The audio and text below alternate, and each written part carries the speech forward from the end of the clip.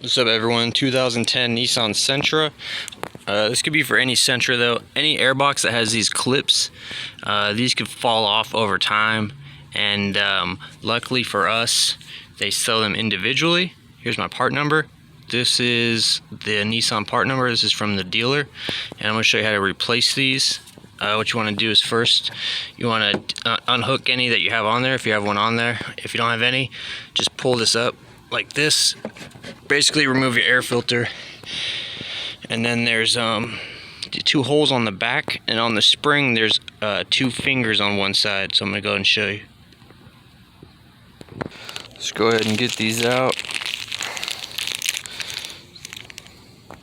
So as you see, there's two fingers on this side, and the other side is just a little hook.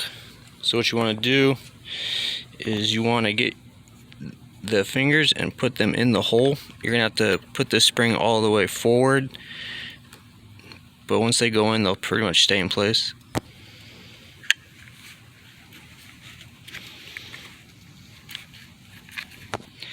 Alright, just like that, and then once it's in, they should stay in place. So we'll go ahead and put our air filter back in, just like that.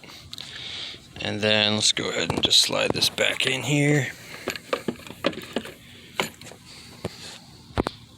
Just like this, and then you push this together, and then we just push these back on like that. Done and done. And that's it. That's how to replace these clips. I'm out here in California, and if you have those off or missing and you have some tape on here, that might affect if you pass or fail smog. So anyway, hope this video helped you out. Thanks for watching.